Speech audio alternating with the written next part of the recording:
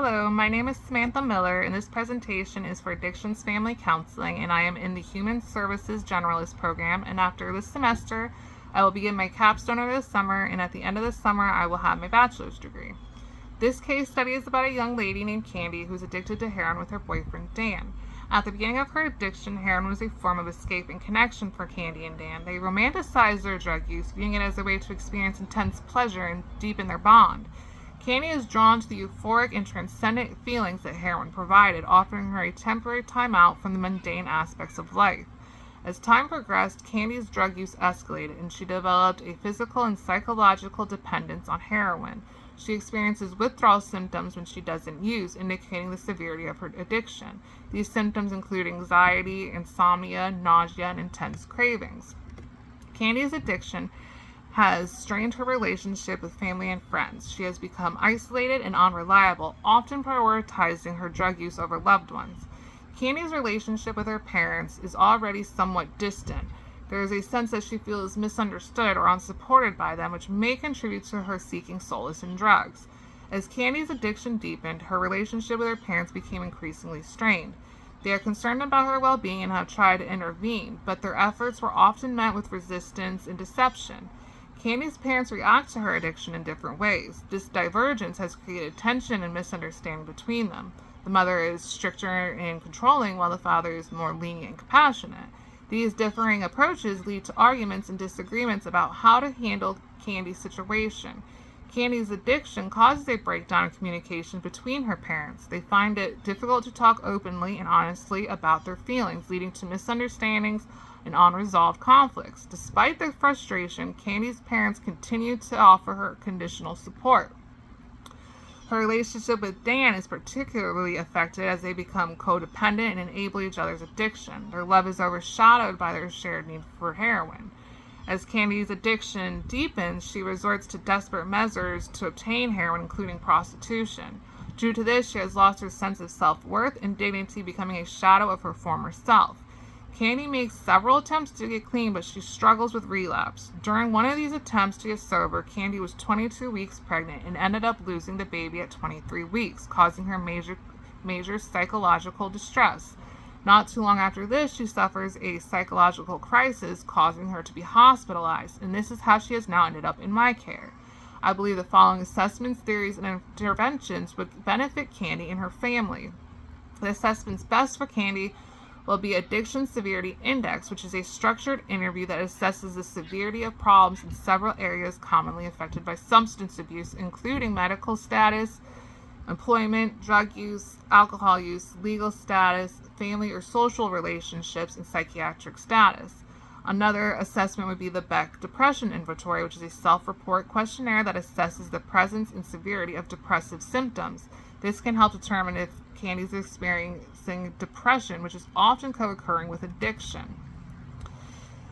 Beck Anxiety Inventory is another assessment I would take, which is a self-report questionnaire that assesses the presence and severity of anxiety symptoms. Like depression, anxiety is often co-occurring with addiction.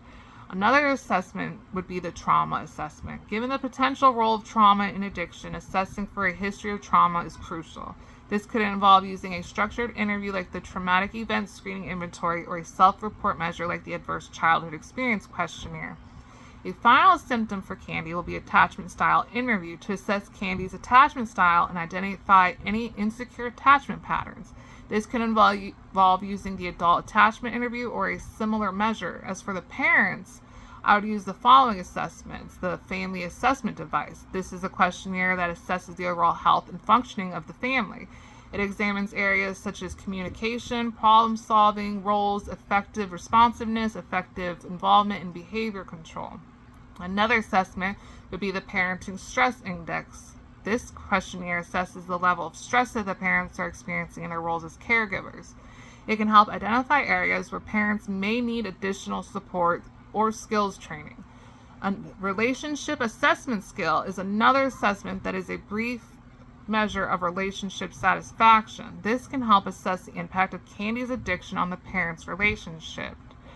Another assessment would be the Symptoms Checklist 90 Revised, and it'd be the final assessment, which is a self-report questionnaire that assesses a broad range of psychological symptoms, including depression, anxiety, and somatization. This can help identify any mental health issues that the parents may be experiencing as a result of Candy's addiction.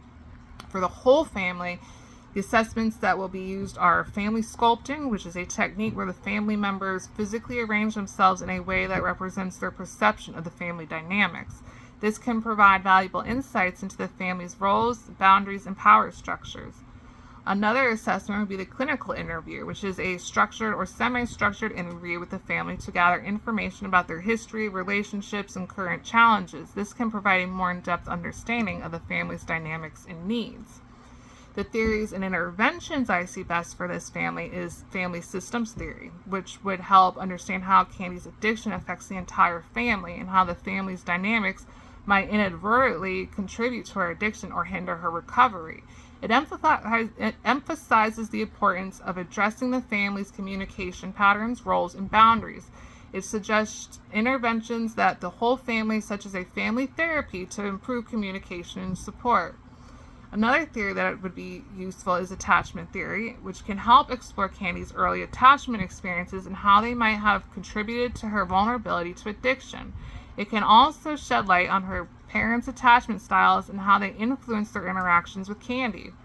It suggests interventions that focus on strengthening and attachment bonds and promoting secure relationships within the family, such as attachment-based family therapy, which is a structured short-term therapy designed to repair attachment ruptures and rebuild trust within the family.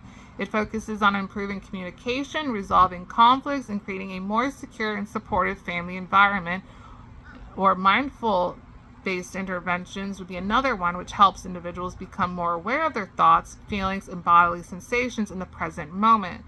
Learning mindfulness skills could help Candy and her parents manage stress, improve their communication, and respond more thoughtfully to each other's needs.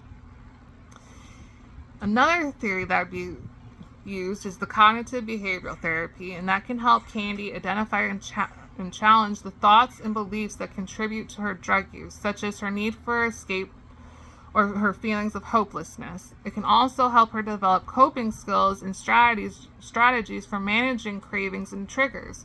For the parents, cognitive behavioral therapy can help them manage their own stress and anxiety related to Candy's addiction, as well as challenge any negative beliefs they might have about themselves or their daughter. Motivational interview can also be used to help Candy explore her doubt about recovery and identify her own reasons for wanting to change. It avoids confrontation and instead focuses on building a collaborative relationship with Candy, helping her feel understood and supported. For the parents, motivational interviewing can help them communicate with Candy in a way that is supportive and encouraging rather than judgmental and critical. The biopsychosocial model would provide a holistic framework for understanding Candy's addiction, taking into account her genetic predisposition, psychological vulnerabilities, social environment, and cultural influences. It suggests interventions that address all these factors, such as medication, therapy, and support groups such as Narcotics Anonymous. For the family, it emphasizes the importance of understanding the multifaceted nature of addiction and seeking help from a variety of sources. It's important to tailor the therapeutic approach to the specific needs and circumstances of this family. Effective therapy requires collaboration between therapists, Candy, and her parents. Recovery from this addiction is a long-term process that requires ongoing support and commitment from the entire family. The resources we have in St. Lucie County are Counseling and Recovery Center, Inc., providing a wide range of services, including screening and assessment, diagnostic determination, individual and family counseling, vocational programming, client advocacy, case management, group therapy, family intensive treatment, medication-assisted treatment, transportation, and referrals to community resources. Residential services are provided for women 18 and over with a substance misuse or a co-occurring mental health disorder. Another program we have here is Youth and Family Behavioral Health Center, which provides individual or family therapy for children, adults, and couples, and marriage counseling. They provide case management, referrals, and run many support and counseling groups such as emotional regulation groups, anxiety and depression groups, psychoeducational groups, self-help groups, batterer intervention groups, psychiatric evaluations, and medication management. New Horizons of the Treasure Coast and Okeechobee services includes crisis services for adult and children, adult mental health and substance abuse services, children's mental health and substance abuse services, transitional group home, psychiatric services, primary care, mental health court, and short-term residential care. There is also Ambrosia Treatment Center services, which include mental health treatment, dual diagnosis, and addiction treatment by offering a diverse range of rehab programs that can help adults and adolescents. The programs are designed to help individuals regain their independence from dependency and mental health challenges. Another program here in St. Lucie County is Amethyst Recovery Center, which offers medical detox, residential treatment, and dual diagnosis to anyone 18 years and older. They collaborate with the client to develop a customized treatment plan for substance abuse and addiction based on the assessment made by clinical teams. They offer holistic treatment, individual therapy, group therapy, family therapy, cognitive behavioral therapy, and dialectical behavior therapy. Another program we have here in St. Lucie County would be Foundations Wellness Center, helping anyone 18 years and older suffering from substance abuse and addiction. Treatments include partial hospitalization, IOP, outpatient treatment, short and long-term treatment, MAT treatment, drug rehab, alcohol rehab, addiction treatment center, detoxification, and trauma treatment.